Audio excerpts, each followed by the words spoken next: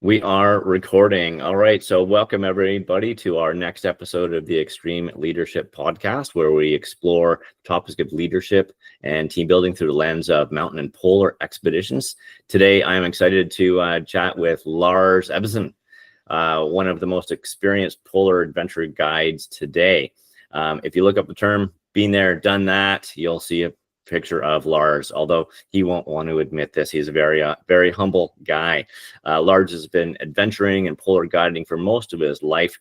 He's been on trips to the Andes, various South American treks, Kilimanjaro, Mount Kenya, Himalayas, 11 times across Greenland, first to ski north-south Spitsbergen, rafted the Grand Canyon, and sailed across the Atlantic twice, just to name a few of his many expeditions and adventures. He has a passion for helping others, and that's really what his focus is today, is helping others achieve their goals, and is often referred to as the guide father. So he put this all together. Lars has got some unique insights into leadership and teams, and I'm grateful for Lars to join us today. So welcome, Lars. Thanks for being here. Thank you for having me. Thank you for embarrassing me in the intro. Well, hopefully it's not too embarrassing for either of us as we go through this, but I think it will be a fun conversation. I'll see to that. No It'll be a fun conversation regardless of where it goes. So I know you don't like talking about yourself too much, but before we get into this, maybe tell us just quickly, how did you get started in all of this? You know, did you grow up in an adventure household? You know, how did you get into guiding and polar stuff specifically?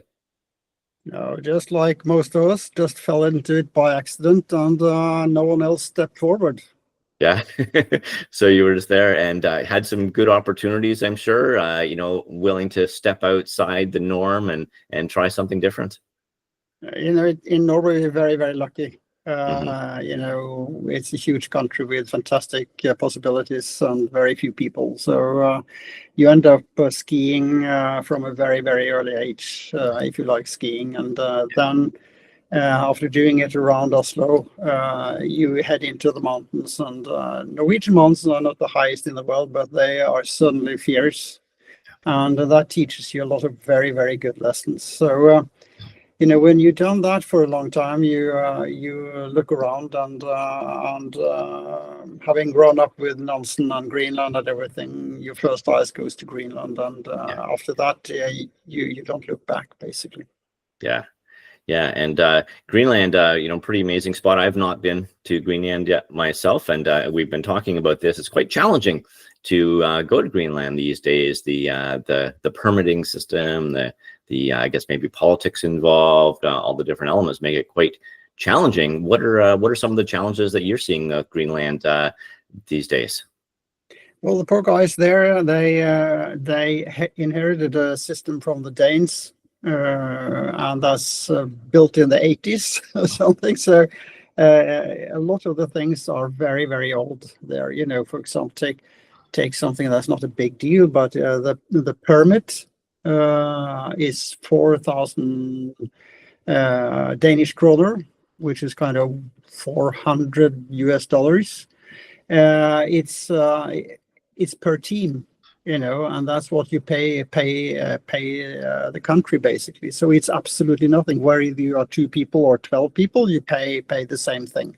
All the cruise ships are coming, pay for 4,000 Danish kroner. So the whole system is blocked, and then of course it doesn't get prioritized. So it's in one way extremely inexpensive adventure. The things that toppled your desire to go there with a bank guarantee, which is also a Stone Age system. At least you get that one back, but you had to find the money and you had to go to a bank that makes the bank guarantee. It's really, really bad, the whole system. So hopefully now it seems like they are with a new tourist law. They are rattling the cage a bit and throwing all the papers up, and let's see what comes down now. But we have to stay positive. It's such an amazing adventure that it should be a little not easier to get there, but maybe in a different way to now. Yeah, the finances can make it challenging for many people, such as myself. And then one of the other things we were talking about, just the old search and rescue insurance, is becoming very, very hard, if not impossible, to get for Greenland, and it is a requirement at this point, right? Yes, and it's not something that you use anymore if you have a good system in place with trackers these days, and with people being so digital in their communication.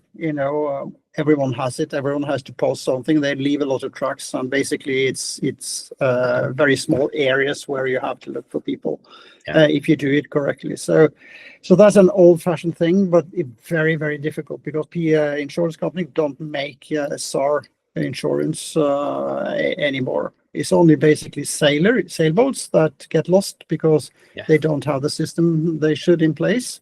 But for skiers, it's absolutely not necessary. And you see ALE in Antarctica, they just send you a tracker, and they have full control over where you are all the time. And Greenland should be the same, absolutely. Yeah, and so you are not guiding these days, but you are kind of helping others to make their adventures come true. And tell us a bit about your current role. Well, yes, I've been in the business for a very long time, and then after building up my own country with a few friends, I went over to Borge Ausland and started working with Borge 15 plus years ago, as I wanted to come back to more on the edge things. When we had the second Monday meeting in a row where we were discussing if we should change our hotel in Timbuktu, I was kind of out of it. So then I wanted to go back to Polar and back to a bit hardcore and living side by side with Borge. Hardcore is suddenly what you get with his trips, and also the trips that we get. And that's what I'm doing basically now, running the trips and safeguarding the trips and making our guides as good as we can get them. And you've got the upcoming Antarctic season, and so that's what you're working on mostly right now, is getting things ready for some pretty unique South Pole expeditions. Yes, it's a fun year. This year, there's one is trying to break the speed record for men, and they're trying to beat the speed record for women, and we may get the youngest girl ever to reach the South Pole on her own steam at the age of 22, which is fantastic, and which I think is a wonderful statement for young people on how they take this business of ours, and doing it their own way very early at a very high level. So there's a lot of interesting, and then of course we have Akshay, who's going to try to cross the whole of Antarctica, which has kind of been the last big thing that no one has done. Are you able to share the start and end locations that they're aiming for? Yeah, he will start at Berkner, which is deemed outer coastline and one of the few places where you can start outer coastline. He might start there or end there, that we don't know yet. And he will end up at Bay of Whales, where Amundsen started. So that is the aim, to go that distance via the South Pole. It's a phenomenally long thing, and the whole thing in Antarctica is interesting because in the old days when you were Shackleton and Scott and Amundsen and things, you sailed in and you had a good time through the winter, and then you had the whole season.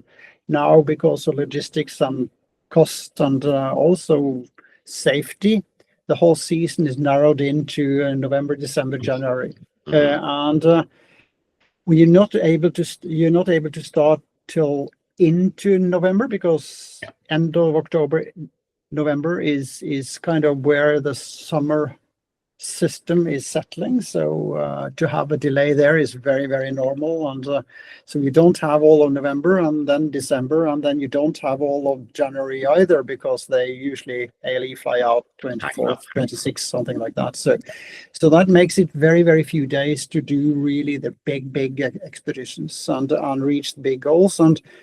And I think with Akshay, we see the first of a new generation of people who wants to do the really, really impossible things, and that costs, of course, an absolutely fortune, because then you have to rip apart the system that has stopped everything for so many years. And he has extended the season to 110 days.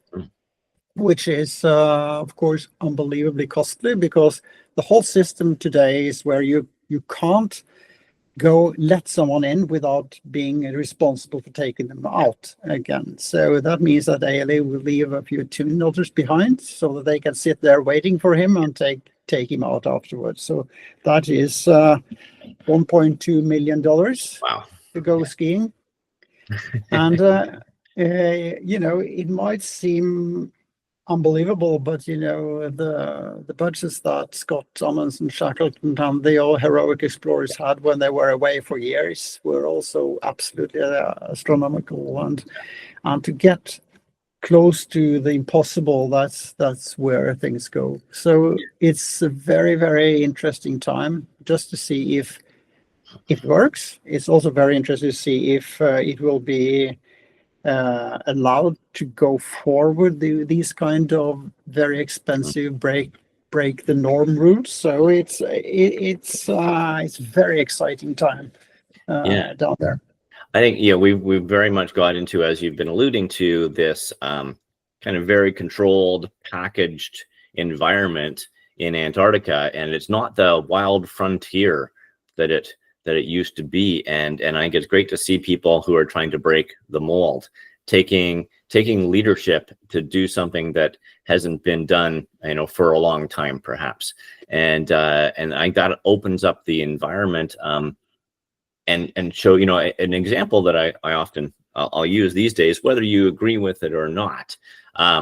When you look at Nim's Purja climbing Everest, or climbing all 14 8,000 meter peaks in the shortest amount of time, he really broke, whether you agree with some of the things that happened around that or not, that's not in question here, but it's just, he took something that seemed impossible and made it possible. And now countless people are trying to do it faster than him. Like in the past, climbing all 14 8,000 meter peaks, that was like a lifetime achievement. And now people are trying to do that within a year or less than a year. And there's so many people who are trying to do it. And, whether you agree with, that and what has happened around that or not, it's just amazing that people who will break the mold, and it opens up our eyes to so much potential. Yeah, but that's creativity. And that's one wonderful thing. Like it or not like it, the way he did it, and the way Christian Harrella halved that time after him. Like it or don't like it, it's still amazing, and it's creativity, and it's of course, you can discuss from here to the moon if it was the right way or not, but it's we're into an age where people are doing the same over and over and over again. And then at some time, as humans, we will break out of that. There will be people who have the ability to look out of the boss, guess the finances, and have the strength and the ability and experience to do it. I think Borge is the same guy. Every time he did something, now everything is done. And then, Jesus, how did he think of that? And that comes the next time and next time and next time, and it comes with strength, experience, platform, and also the leadership. And that's where I think the leadership is, where you should look at leadership as the whole platform. because it is marketing, it is selling, it is finances, it is environmental, it is all the details, it's the safety, it's being strong enough, it's being technical enough, it's being, whole thing. And that's the leader thing that I like in those. And like the trips or not like it, but it's as a human step forward, it's fantastic. Yeah, these big expeditions, it's like a company. You go back again to Amundsen and Scott and Shackleton, and you were starting a company to do these expeditions, as far as hiring people, finding finances, as you said, mentioned marketing, equipment, all these different pieces. It's a huge undertaking to do something that is new and exploratory, and a lot of people today are looking for that type of adventure, perhaps. I think you're into something very, very right there, and I like that a lot. And I have a lot of people who come to me and said, they say, do you think I can go to the South Pole? And I love that question, because it is someone who really wants to go out of everything they have around them, out of the shell, out of the comfort zone, out of their everything. And I said, yeah. But you have to be aware that, to go around the Norwegian mountains or whatever is like kindergarten, and South Pole is taking a diploma at a university. It's a huge step that you're doing. So you have to learn to sell yourself, and marketing and talks and keynotes and sponsorship and technical and strong enough and have time for all these factors and put it all together. And how they, like Karen, who's 22, how she's built stone. I helped her cross Greenland when she was 13. And she came out of Greenland and said, do you think I can go to the South Pole? And now at 22, she has done the whole package. It's amazing, and that is not leadership over other people necessarily, but it's leadership over your own one-man company. Yeah. It's as you say, stepping outside that comfort zone, taking the steps unknown takes a lot of courage. It takes that motivation to do it. And it's interesting today. So many people, and I'm sure you've seen the evolution. You've been in this business longer than I have. The evolution of there's so much is focused around the 7 summits and the Grand Slam today, and it doesn't seem to be so much of a lifestyle. When you and I were initially involved in this, people were in it because it was a lifestyle, and today it's changed into more of a, I don't know, the bucket listers who are out there, and but they're also without that group of people, we wouldn't have a business that we have today. Well, I'm glad you said it and not me, because you are your own business to fall back on. But it's true, it's the bucket listers. But still, I think in our time, it has become very big, but I think the need to step outside this daily wheel that goes faster and faster and is more intense and more packed, and we are, you look at TV, a TV program for 30 years ago, and they talk so slowly that you understand that everything we really enhancing what is the capacity of the humans, and things are speeded up enormously. And I think then the value of going out where we are going is enormous. And then I think many loses out on this kind of taking it step by step a little bit. That's something we could talk about forever, but it took 1 billion kilometers on skis before I came to Greenland.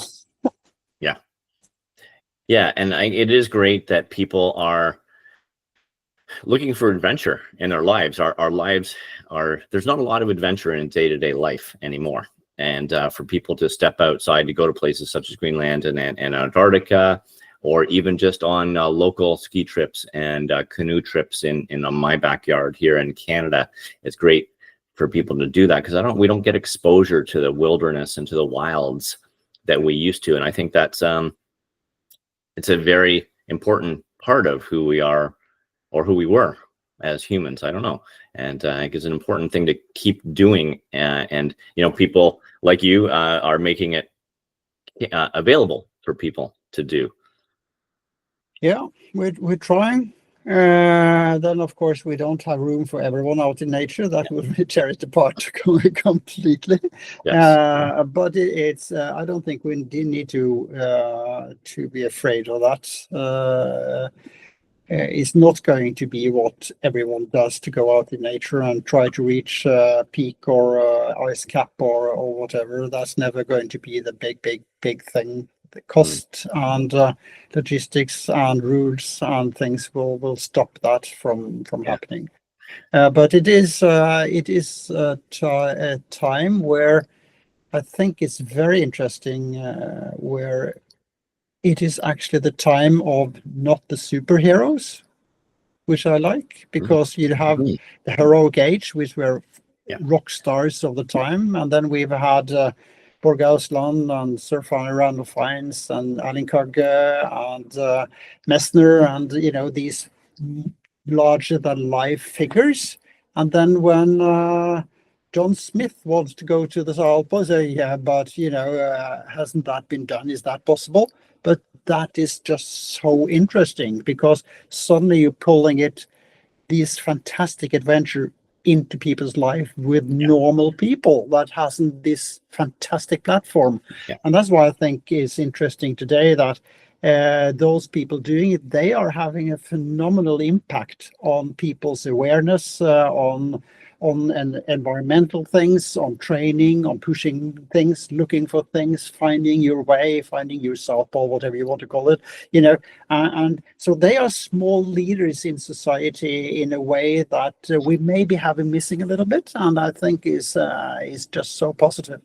Yeah, I think anybody who goes on one of these trips is going to be changed by the trip, some more than others. And as you say, some people come back as real advocates for the environment, or advocates for Antarctica preservation, or whatever it happens to be. And I think if that environment can help to give them a bit of a insights, education platform, then that's a great thing for our society as a whole.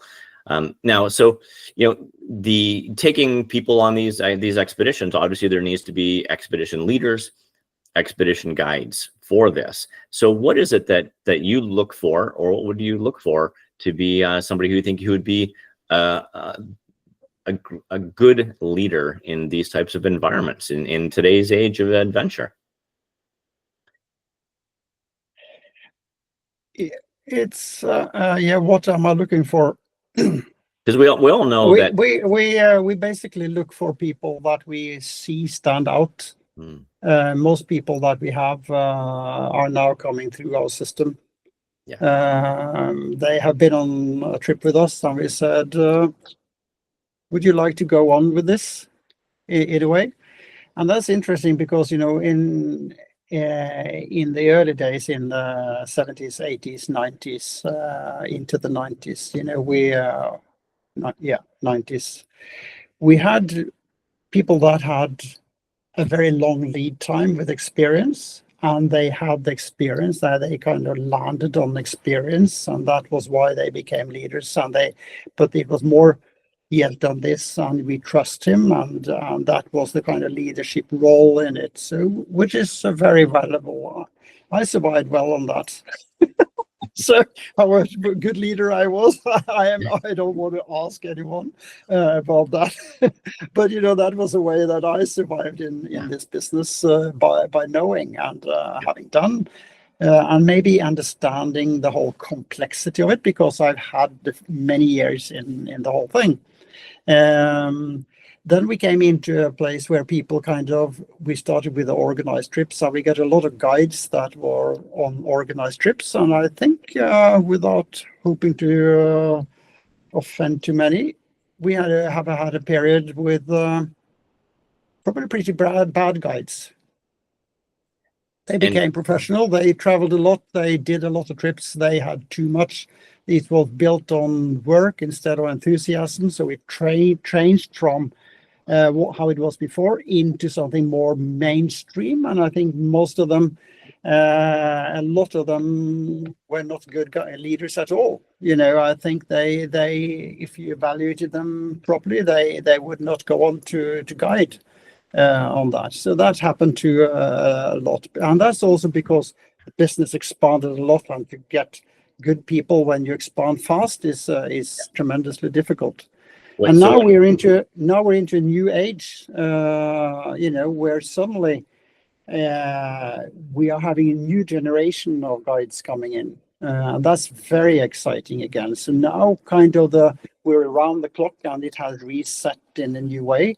And the guys coming in now, they are going to school, so they have learned these things while they have been going out in the wilderness, while they've done amazing trips, while they have a completely different platform, and they do it for real love of the whole thing, both the leadership and the taking care of the environmental things and the people and everything. So we're now coming into a very, very exciting time when it comes to younger guides and the way they look upon it and the way they handle the whole thing. Yeah.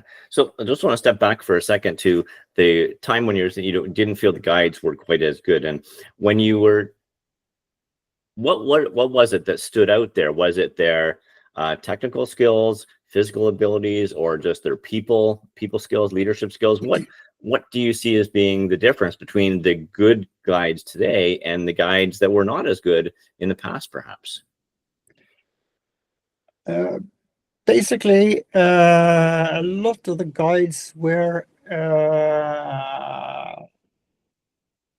when they came into it, maybe not from a long time in nature and building that, they were not very good at safety. Definitely. They didn't have the things in order when it came to safety and big storms and things like that.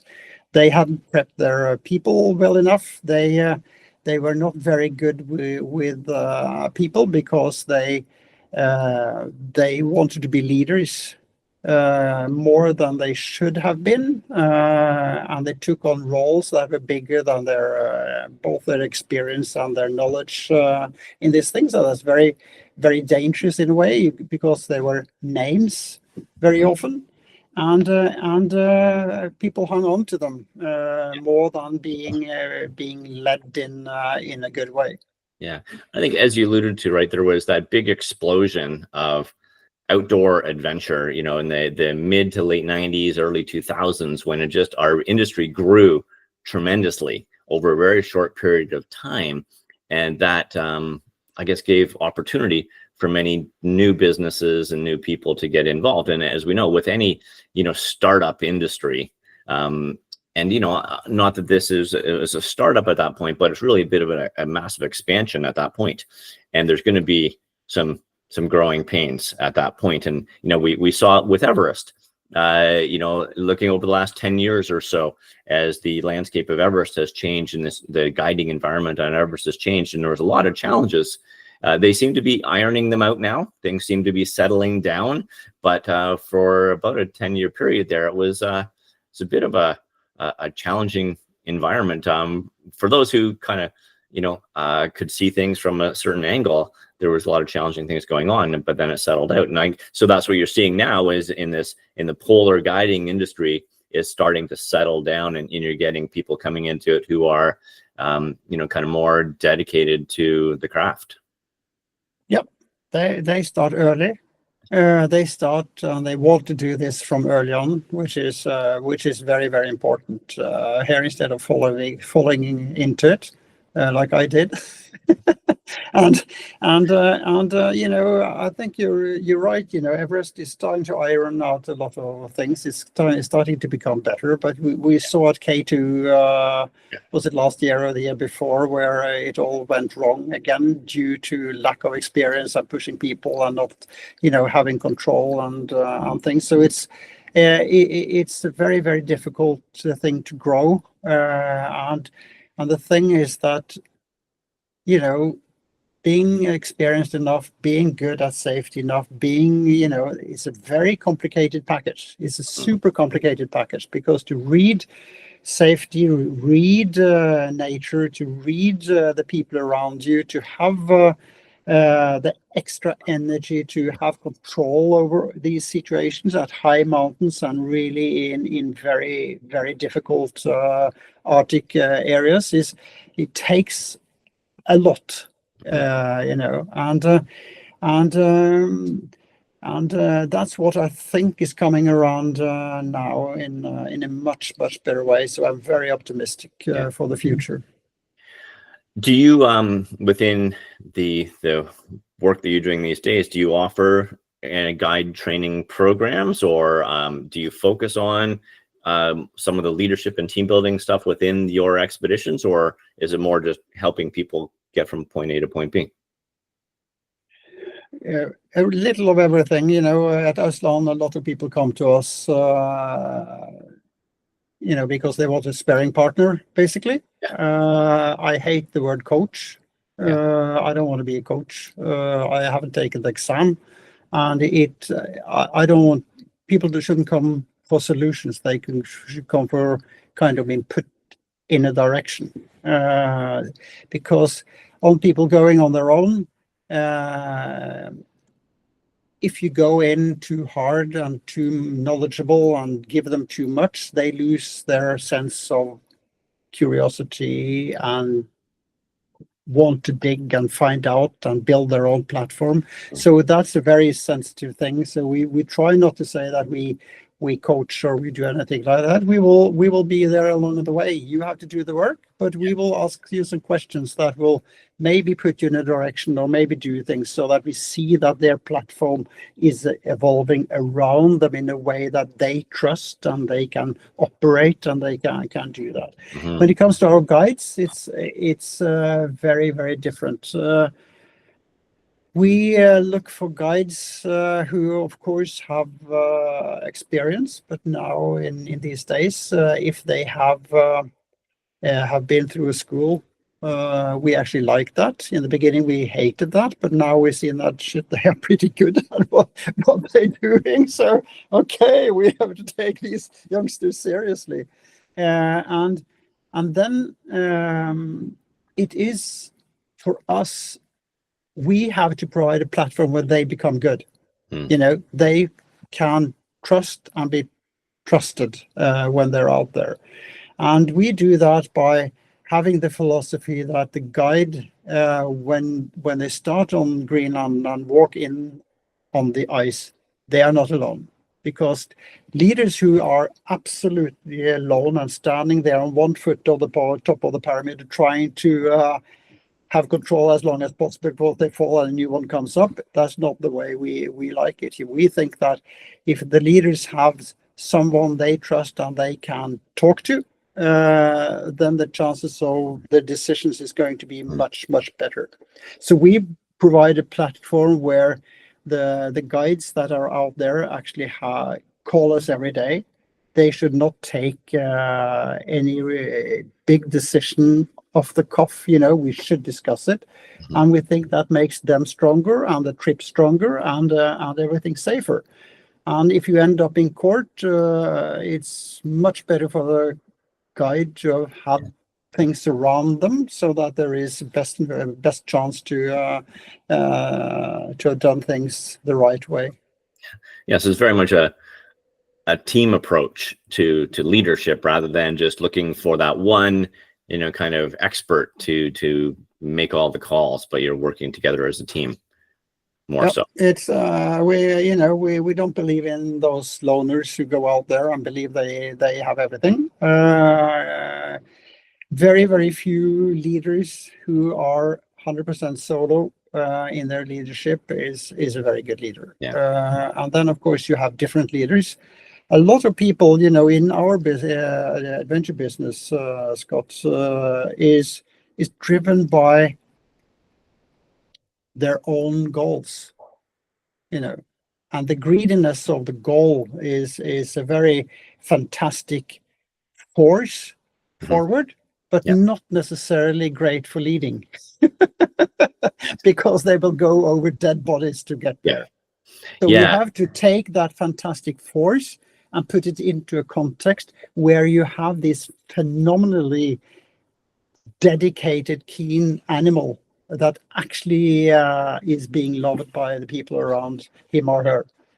Yeah, I often come back to the term servant leadership, right? I think to be a great leader, you need to see yourself as a servant to your team, and you are there to help them, as opposed to the ego-driven leader who is there for their own accomplishments or their own advancement or whatever it happens to be. And so you want, especially in an expedition environment, you want a leader who is there to serve the team, to really help them to have the best experience possible, to make sure that it's safe, to give them information when they need the information, and to help them to get to where they want to go in a safe manner. You know, we want people to be leaving these trips excited about what they did, and excited about their accomplishments, and the leader is there to facilitate that. I think we at Iceland, we put our guides in the most difficult situation you can be in as a leader, as we ask them not to lead. Yeah, okay. And that's touching into what you said. Most people coming through us, they are going on to another adventure, so it's kind of the stepping stone that they need to kind of get the ability and experience and their self-belief and the victory that will take them to the next step. And so it's very important for our guides not to guide, but to be there. So if he is strong enough and good enough and has the overview enough, he can go down and into the team and be part of the team at a very, very flat structure. And we like that a lot, you know, and we think that everyone then they have to do the expedition, they have to lead, they have to navigate, they have to cook, they have to do tents, they have to do safety, they have to do everything. We do it. We turn around in a tents. You know, you never stay the whole trip with the same teammate. We go around. But suddenly, our people come and say, "Oh, we've been talking about it. Could we try to have this setup, for example?" And you know that's perfect, because then it comes from the team. So all these things, we really try to push the talking and the thinking and the dynamics into the team. But for the leader to be able to do that, you know, that's where I said you shouldn't throw a shadow. You should just be there as some invisible thing. And then, of course, if something is put on his head, then he has the last word, absolutely. You know, but by that time, if he does that, things go well. You know, it's no problem to suddenly tell him. Then he stands tall immediately, instead of having been there on top, and you know how this film is flat. He stands up. It's easy. It's very, very visible, and we like that structure a lot. It very difficult for people who come out of the military and want to be corporals or whatever. But then again, those who take on that, even from the military, is amazing guides. You know, it's so fun to see what they're doing, and the reviews we get on them is phenomenal. Yeah, for me, and I think this is the same thing you're expressing, is that when you come up to a group and you don't know who the leader is, right? They don't stand out, and then that's, you know, they're part of the team, and I think that really helps with the team dynamics. As you say, it gets people talking, it gets people thinking, it gets people becoming self-sufficient, learning, how do I do this? How do I do that? There's a much greater sense of accomplishment, I think, as well, that comes out of that.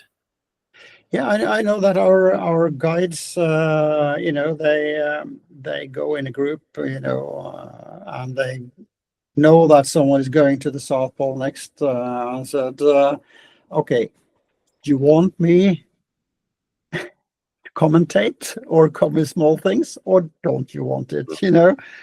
Because our guys have such a phenomenal, vast experience, that ski technique and how you do it, how efficient you are, how on the ball you are, how proactive you are, how you look into how you navigate, all these things. They see the details that you can really change it. And some people, they got to get offended with it, and then, okay, let be, as long as you fall in and do your things. But most of them come and say, yeah, please, okay. Don't go like a penguin, get your arms in. It starts it starts there. It's a lot of fun.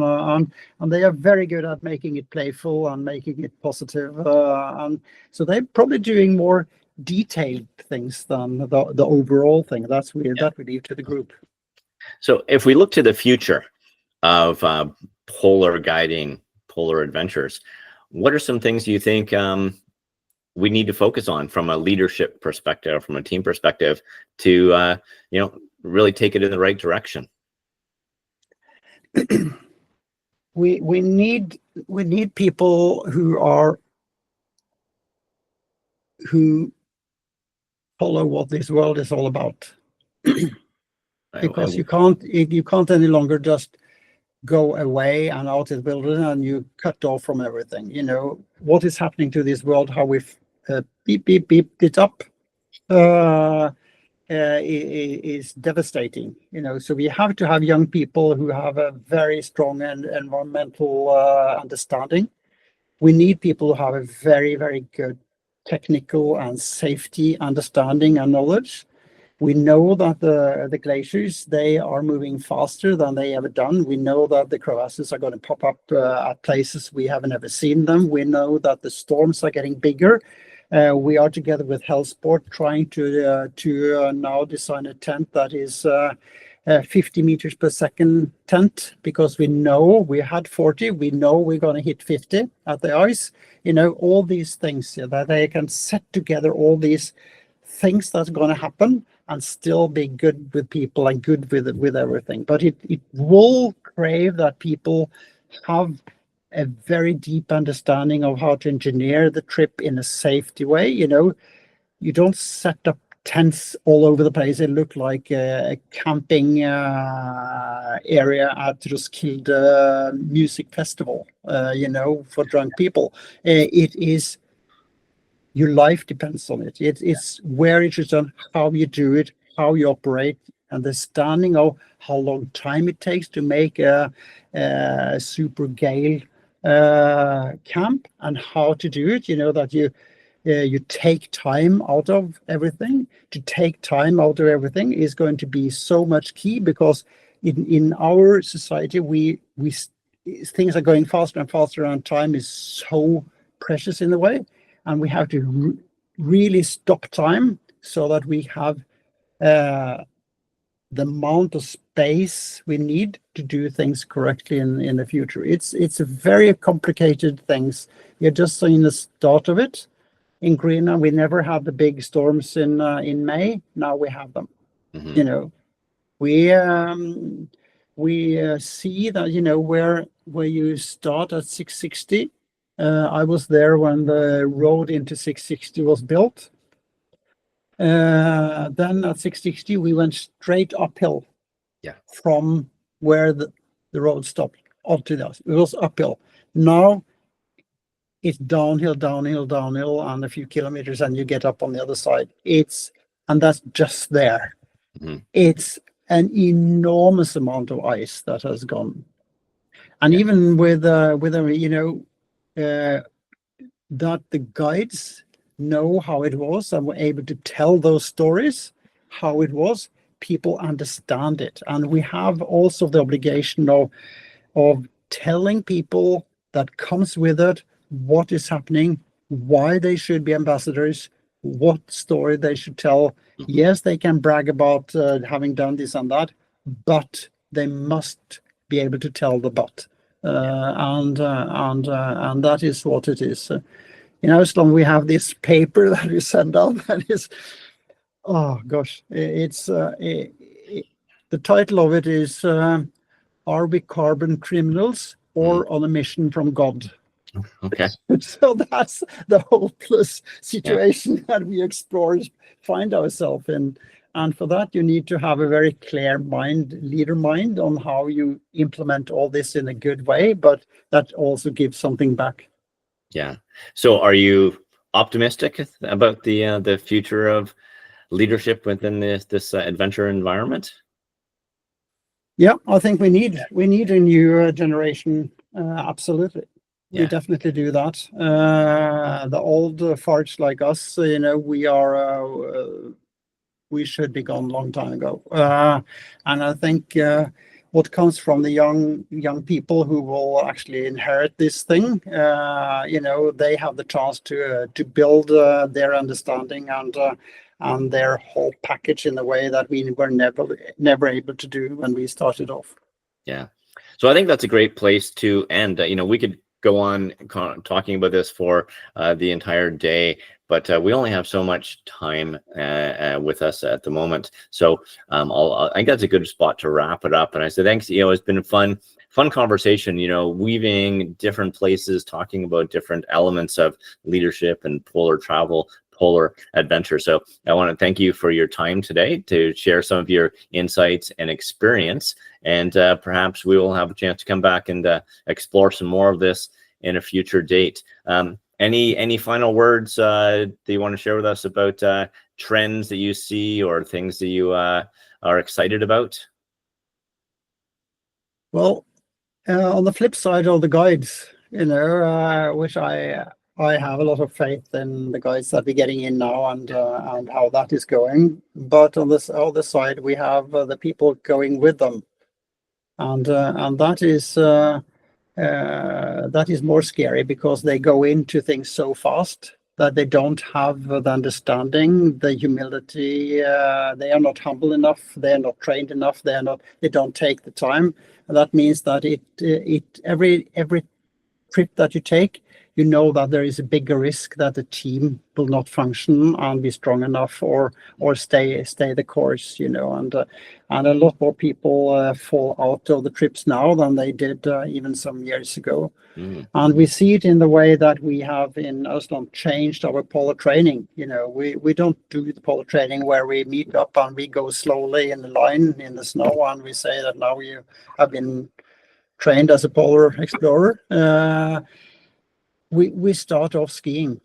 We have those indoor skiing rink in Oslo. We take them there on super thin cross-country skis. We teach them technique. We test them all to max. We test their body to see what strength. And we know that they're going into these training studios, and they have these PTs that work on biceps and beach muscles, and we change their. We really start from the bottom, and it's a lot of fun. And I think people doing that suddenly has a longer road, that they learn a lot more about themselves. They have a more mission that starts earlier in the process. So that has been positive, but it has changed because we see that people come in and heard that Aunt Augusta did it, so why shouldn't I, instead of analyzing their own weaknesses and possibilities. Yeah. So wanting to, if I could see a trend that would, I think would be a positive trend, as you say, right, is to people to slow down a little bit, to build that base, and really understand the environment in which you're going into.